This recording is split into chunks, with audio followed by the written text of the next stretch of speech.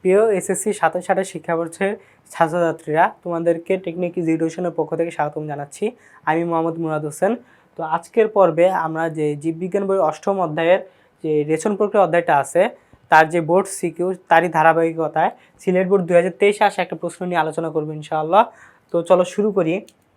তো দেখো প্রশ্নে কি বলছে, নবম শ্রেণীর শিক্ষার্থী শ্রেণীকক্ষে রেচন প্রক্রিয়া সম্পর্কে জানতে চাইলে, কি প্রক্রিয়া, রেচন প্রক্রিয়া সম্পর্কে জানতে চাইলে শিক্ষক উত্তরে বললেন, উদ্ভিদ যেমন তার দেহের অতিরিক্ত পানি বায়বীয় উদ্ভিদ যেমন তার দেহের অতিরিক্ত পানি বায়বীয় অঙ্গের মাধ্যমে বাষ্পাকারে বের করে দেয়, তেমনি প্রাণীও একটি বিশেষ অঙ্গের মাধ্যমে তার গৃহীত পানি নিঃসরণ করে, যার আকৃতি কেমন সিম বিচির মতো। আকৃতিটা কেমন সিম বিচির মতো। ঠিক আছে, তো আসো কোশ্চেনে আসি। প্রথমে বলছে ইউরোক্রোম কি। ইউরোক্রোম কি? ইউরোক্রোম হচ্ছে এক ধরনের রাসায়নিক বা রঞ্জক পদার্থ। ইউরোক্রোম হচ্ছে এক ধরনের রঞ্জক পদার্থ যার উপস্থিতির কারণে কি হয়, মূত্রের বর্ণ হালকা হলুদ হয়। ঠিক আছে, তো আরেকবার বলি, ইউরোক্রোম কি? এক ধরনের রঞ্জক পদার্থ যার উপস্থিতির কারণে মূত্রটা হালকা হলুদ বর্ণের হয়। ঠিক আছে, তো দেখো এখানে কি বলা হয়েছে, ইউরোক্রোম কি। দেখো এখানে বলা হয়েছে ইউরোক্রোম হচ্ছে এক ধরনের রঞ্জক পদার্থ যার উপস্থিতিতে মূত্রের রং কি হয়, হালকা হলুদ বর্ণের হয়। ইউরোক্রোম এক ধরনের রঞ্জক পদার্থ যার উপস্থিতির কারণে মূত্রের রং হালকা হলুদ হয়। ঠিক আছে, তো বলো এরপর প্রশ্নে অর্থাৎ খতে বলছে, বৃক্কে পাথর একটি জটিল সমস্যা ব্যাখ্যা করো। বৃক্কে পাথর একটি জটিল সমস্যা ব্যাখ্যা করো। আগে জানি হচ্ছে বৃক্কে পাথর কি। আমাদের দেহে যদি পানি কম পরিমাণে খাওয়া হয় অথবা কোলেস্টেরল লিপিডের পরিমাণ বেড়ে যায়, তখন কি হয়, ওই পানি বা কোলেস্টেরলের যে পরিমাণ, এদের কারণে বৃক্কে ছোট আকারের পাথর দেখা যায়। এই পাথরকে আমরা বলতেছি বৃক্কে পাথর। ঠিক আছে, তো এই বৃক্কে পাথর জটিল সমস্যা কেন বলতেছি, সাধারণত যদি আকারটা ছোট হয় পাথরের, তাহলে সেটা কোনো সমস্যা হয় না, কিন্তু ওই পাথরটা যখন আকারে বড় হয় সেটাই সমস্যা তৈরি করে। কীরকম সমস্যা, দেখো ওই পাথরটা যদি আমাদের যে মূত্রনালী সেখানে চলে আসে, তাহলে আমাদের মূত্রত্যাগে বাধা তৈরি হয়। কি হয়, মূত্রত্যাগে বাধা তৈরি হয়। সেক্ষেত্রে কি হয়, প্রস্রাবে বা মূত্রত্যাগের ক্ষেত্রে আমাদের প্রস্রাবের নালীতে জ্বালা পোড়া তৈরি হতে পারে। একই সাথে কি হয়, ওই কোষগুলো যে মারা যায় সেখান থেকে ব্লিডিংয়ের কারণে রক্ত প্রস্রাবের সাথে চলে আসে। ঠিক আছে, তো দেখো এখানে কি কি বলা হয়েছে। তো দেখো এখানে বলা হয়েছে বৃক্কে পাথর একটি জটিল সমস্যা। বৃক্কে পাথর কি, কিডনিতে ছোট আকারের পাথর জাতীয় পদার্থ সৃষ্টি। বৃক্কে ছোট আকারের পাথর জাতীয় পদার্থ সৃষ্টিকে কি বলতেছে, বৃক্কে পাথর। বৃক্কে পাথর কাদের হওয়ার সম্ভাবনা বেশি, ছেলেদের ক্ষেত্রে এটা হওয়ার সম্ভাবনা সবচেয়ে বেশি। কারণ কি, যেহেতু ছেলেদের কায়িক শ্রম বেশি হয়, সেই পরিমাণে পানির যে প্রয়োজন, ওই প্রয়োজনীয়তা বেশি, কিন্তু পানি গ্রহণ করা হয় কম। সেই অনুপাতের কারণে ছেলেদের মানে বৃক্কে পাথর হওয়ার সম্ভাবনা বেশি। তো এক্ষেত্রে কী হয়, প্রাথমিকভাবে এটা কোনো সমস্যা হয় না, কিন্তু যখন এটা প্রস্রাবের নালীতে চলে আসে তখন এটা সমস্যার সৃষ্টি করতে পারে। এর উপসর্গ হিসেবে কি হয়, উপসর্গ হিসেবে কোমরের পিছনে ব্যথা হয়। এটা কেন, আমরা জানি কি কিডনি কোথায় আছে, মেরুদণ্ডের দুই পাশে পিছন দিকে হচ্ছে কিডনি অবস্থান করে। তো যদি বৃক্কে মানে প্রস্রাব বের হইতে না পারে, তো সেক্ষেত্রে উপসর্গ হিসেবে কিডনিতে ব্যথা বা কোমরের পিছনে ব্যথা হইতে পারে। আরেকটা কি বলছিলাম, প্রস্রাবের সাথে রক্ত আসতে পারে, প্রস্রাবের সাথে রক্ত আসতে পারে। আর একটা কমন লক্ষণ যে কোনো ইনফ্লামেশন বা রোগের ক্ষেত্রে কমন লক্ষণ হচ্ছে কাঁপুনি দিয়ে জ্বর বা শুধু জ্বর হইতে পারে। ঠিক আছে, আশা করি বুঝা গেছে। তারপর দেখো গ নম্বর প্রশ্নে কি বলা হয়েছে। গ নম্বর প্রশ্ন বলছে, প্রাণীর বিশেষ অঙ্গটি কিভাবে কাজ করে ব্যাখ্যা করো। প্রাণীর বিশেষ অঙ্গ এটা কিভাবে কাজ করে ব্যাখ্যা করো। এখন বলা হয়েছে প্রাণীর বিশেষ অঙ্গটি কি, এটা হচ্ছে যার সাহায্যে পানি নিঃসরণ করে। বিশেষ অঙ্গটার সাহায্যে কি করে, পানি নিঃসরণ করে। দেখতে কেমন, সিমের বিচির মতো। অঙ্গটা দেখতে কেমন, সিমের বিচির মতো। আর এই দুইটা ক্রাইটেরিয়া কি পূরণ করতেছে, কে, আমাদের বৃক্ক। ঠিক আছে, তো ক্রাইটেরিয়া দুইটাকে পূরণ করতেছে কে, বৃক্ক বা কিডনি। ঠিক আছে, আচ্ছা, তো বৃক্ক কিভাবে কাজ করে এটা জানার জন্য বৃক্কের যে কার্যকরী একক, যে হচ্ছে মূলত সব কাজগুলো করে, অর্থাৎ নেফ্রনের কথা বলতেছি, এটার যে গঠন সেখান থেকে একটু ব্যাখ্যা করে আসি চলো। ঠিক আছে, আসো দেখো এখানে কি বলা হয়েছে। এই দেখো একটা পেয়ালা আকৃতির গঠন আঁকাইলাম, এটা কি, বোমেন্স ক্যাপসুল। পেয়ালা আকৃতির গঠনটাকে কি বললাম, বোমেন্স ক্যাপসুল। ঠিক আছে, আচ্ছা, তারপর দেখো এখানে প্রবেশ করতেছে কি, অ্যাফারেন্ট আর্টেরিওল। লিখলাম এ, বৃক্কে প্রবেশ করলো অ্যাফারেন্ট আর্টেরিওল, যেটা মানে বোমেন্স ক্যাপসুলের ভিতরে আইসা 50টার মতো কৌশিক নালী তৈরি করলো, যাকে আমরা বলতেছি কৌশিক জালিকা বা গ্লোমেরুলাস। এ কি বলতেছি, গ্লোমেরুলাস। লিখলাম জি, ঠিক আছে। অ্যাফারেন্ট আর্টেরিওল কৈশিক নালিকা তৈরি করলো, যাকে বললাম গ্লোমেরুলাস। আচ্ছা দেখো যে আমাদের যে কিডনি আছে, কিডনির যে কার্যকরী একক নেফ্রন, তো সেটার স্ট্রাকচারটা একটু দেখি। এখানে দেখো একটা পেয়ালা আকৃতির গঠন আমি আঁকাচ্ছি। এই পেয়ালা আকৃতির গঠনকে আমরা কি বলবো? Bowman's capsule. পেয়ালা আকৃতির গঠনকে কি বলবো? Bowman's capsule. ঠিক আছে, বোমেন্স ক্যাপসুল। ঠিক আছে। তারপর দেখো এই বোমেন্স ক্যাপসুলে কিডনি থেকে নাইট্রোজেনযুক্ত বর্জ্য পদার্থ নিয়ে আসতেছে কে? অ্যাফারেন্ট আর্টেরিওল। নাইট্রোজেনযুক্ত বর্জ্য পদার্থ নিয়ে আসতেছে কে? অ্যাফারেন্ট আর্টেরিওল বা অ্যাফারেন্ট ধমনী। ঠিক আছে। অ্যাফারেন্ট ধমনী আসার পর সেটা কি করে? এখানে এসে 50টা মতো কৌশিক নালী তৈরি করে, যেগুলো একত্রিত হয়ে তৈরি করে কৌশিক জালিকা। ঠিক আছে। আসার পর কী তৈরি করলো? কৌশিক জালিকা, যাকে বলতেছি আমরা গ্লোমেরুলাস। লিখলাম জি। গ্লোমেরুলাসকে কি বললাম? জি দিয়ে।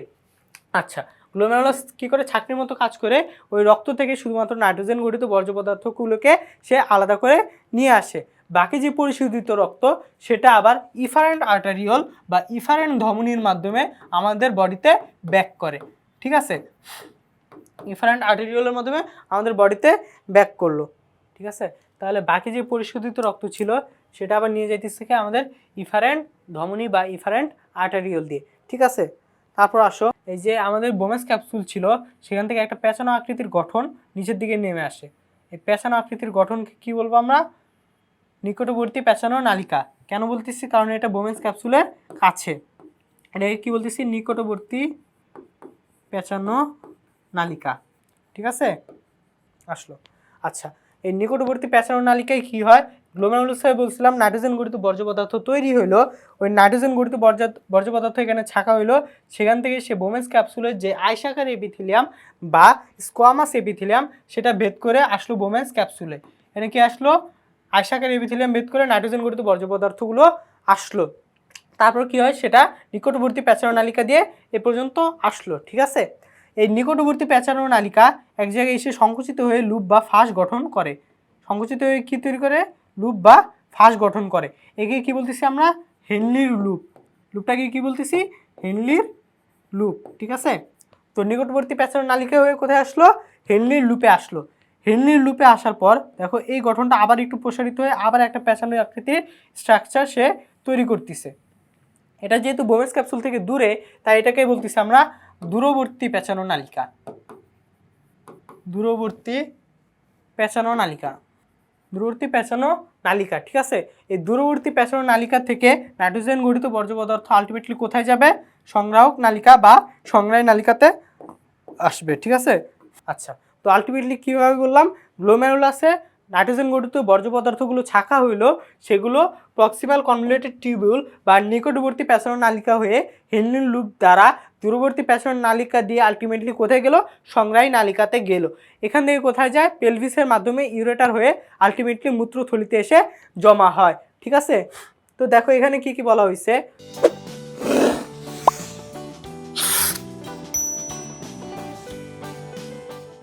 আচ্ছা দেখো এখানে বলা হয়েছে বিশেষ অঙ্গটার নাম কি?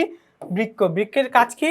মূত্র তৈরি করা। আচ্ছা, একজন মানুষ প্রতিদিন কি পরিমাণ মূত্র ত্যাগ করে? 1500 ml বা 1.5 লিটার মূত্র ত্যাগ করে। মূত্রের মূল উপাদান কি কি আছে? Urea, uric acid, ammonia, creatinine ইত্যাদি।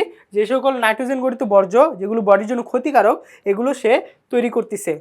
আর এগুলো মূত্র মাধ্যমে সে বডি থেকে নিষ্কাশন সে করতেছে। আচ্ছা ঠিক আছে। তারপর দেখো কি বলছে, মূত্র মূলত তৈরি করে কে? মূলত তৈরি করে নেফ্রন। কে তৈরি করে? নেফ্রন।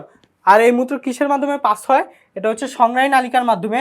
প্রথমে যায় পেলভিসে। প্রথমে যায় কোথায়? পেলভিসে। পেলভিস থেকে কোথায় যায়? ইউরেটারের মাধ্যমে আমাদের যে মূত্রথলিতে এসে সে জমা হয়। ইউরেটারে প্রবেশ করে ইউরেটার থেকে কোথায় আসে? মূত্রথলিতে আসে। আচ্ছা, মূত্রথলি থেকে একটা নির্দিষ্ট সার্টেন অ্যামাউন্ট পরিমাণ যখন মূত্র জমা হয় মূত্রথলিতে, তখন আমাদের যে মূত্রথলির ওয়াল আছে সেখান থেকে সিগন্যাল যায় এবং আমাদের মূত্রত্যাগের ইচ্ছা জাগে। ঠিক আছে। আর এর মাধ্যমে মূত্রের সাহায্যে আমাদের যে নাইট্রোজেন গঠিত বর্জ্য পদার্থগুলো ছিল সেগুলো আমাদের বডি থেকে বের হয়ে যায়। একই সাথে আমাদের যে রেনাল টিউবিউল ছিল বা টিউবুলার সিস্টেম ছিল, সেখানে আমাদের যে প্রয়োজনীয় উপাদান যেমন sodium, potassium, chlorine, glucose, amino acid এগুলো কি হয় আবার রিঅ্যাবজর্পশন বা পুনঃশোষণ হয়। আর যেগুলো ক্ষতিকারক কিন্তু আমাদের যে অ্যাফারেন্ট ধমনী দিয়ে আসতে পারে নাই, যেমন হচ্ছে বাইল সল্ট, বাইল, এগুলো কি হয় আবার সেই যে টিউবুলার সিস্টেম, রেনাল টিউবিউল, সেখানে আবার নিঃসরণ হয় এবং আলটিমেটলি মূত্রের মাধ্যমে দেহ থেকে বের হয়ে যায়। আবার আমরা কি জানি মূত্রের মাধ্যমে বেশিরভাগ পানি বডি থেকে বের হয়। আর রক্তরসের প্রধান উপাদানই কি? পানি। তো এই পানি কি করে? রক্তরসের সাহায্যে আমাদের যে রক্তচাপ সে এই পানির মাধ্যমে আমাদের বডিতে তৈরি হয়, ঠিক আছে। তো পানি বের করে দেওয়ার মাধ্যমে বৃক্ক কী করে? আমাদের এই পানির সাম্য আর রক্তচাপ এই দুটাকে নিয়ন্ত্রণ করে, ঠিক আছে। একই সাথে আমরা কি জানি বডিতে প্রতিনিয়ত অম্ল তৈরি হইতেছে। কীভাবে তৈরি হইতেছে? আমরা জানি অ্যামিনেশন বা মূত্র তৈরির ক্ষেত্রে অ্যামোনিয়া থেকে হাইড্রোজেন যুক্ত হয় বা বিমুক্ত হয়। এই হাইড্রোজেন যে প্রতিনিয়ত তৈরি হইতেছে, এই হাইড্রোজেন হচ্ছে অ্যাসিডিক ধর্ম। তো এই হাইড্রোজেনকে প্রশমিত করতেছি কী দ্বারা? আমরা বাইকার্বনেট দ্বারা। হাইড্রোজেনকে প্রশমিত করতেছি কী দ্বারা? বাইকার্বনেট দ্বারা, ঠিক আছে। তো এই অম্ল ক্ষারের ভারসাম্যটাও কে রক্ষা করতেছে? কিডনি করতেছে, ঠিক আছে। আচ্ছা, তো গ নম্বর কোশ্চেনে বলছিল যে কিডনির কার্যাবলী ব্যাখ্যা করো। তো এইভাবে হচ্ছে কিডনি প্রতিনিয়ত মূত্র তৈরি করে, রক্তচাপ নিয়ন্ত্রণ করে, অম্ল ক্ষার ভারসাম্য রক্ষা করে এবং খনিজ লবণ পুনঃশোষণ করে, ঠিক আছে। তারপর দেখো ঘ নম্বর প্রশ্নে কি বলা হয়েছে। আচ্ছা, ঘ নম্বর কোশ্চেনে বলছে উদ্ভিদ ও প্রাণীর ক্ষেত্রে উপরোক্ত কার্যক্রমে বিশেষ মিল রয়েছে। উদ্ভিদ ও প্রাণীর ক্ষেত্রে উপরোক্ত কার্যক্রমে বিশেষ মিল রয়েছে, কথাটির যথার্থতা বিশ্লেষণ করো, ঠিক আছে। তো কার্যক্রমটা কি? প্রথমে বলা হয়েছিল যে উদ্ভিদ দেহের অতিরিক্ত পানি বাষ্পাকারে বের করে দেয়, ঠিক আছে। আচ্ছা, দেখো উদ্দীপকে কি বলা হয়েছিল?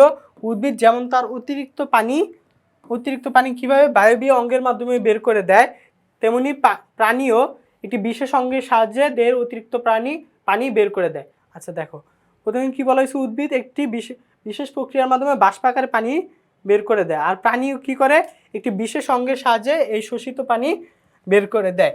উদ্ভিদ কি করে? বাষ্পাকারে বের করে, প্রাণী একটা অঙ্গের মাধ্যমে বের করে, যার আকৃতি সিমবিচির মতো। দুইটাই কি? রেচন প্রক্রিয়া। রেচন প্রক্রিয়া কি? যে প্রক্রিয়ায় বা এটা হচ্ছে শারীরবৃত্তীয় প্রক্রিয়া, যার মাধ্যমে জীব তার রেচন বর্জ্য পদার্থ বা রেচন পদার্থগুলো তার বডি থেকে বের করে দেয়। এখন বলছে যে উদ্ভিদ ও প্রাণীর কার্যক্রম অর্থাৎ রেচন কার্যক্রমে মিল রয়েছে, এটা যথার্থতা বিশ্লেষণ করতে। আচ্ছা চলো দেখি কি বলা হয়েছে। আচ্ছা দেখো, উদ্দীপকের প্রথম কার্যক্রমটা কি? প্রচ্ছেদন। কেন প্রচ্ছেদন বলতেছি? আমরা জানি প্রচ্ছেদন প্রক্রিয়ায় উদ্ভিদ বাষ্পাকারে পানি বের করে। প্রচ্ছেদন প্রক্রিয়ায় উদ্ভিদ কি করে? বাষ্পাকারে পানি বের করে।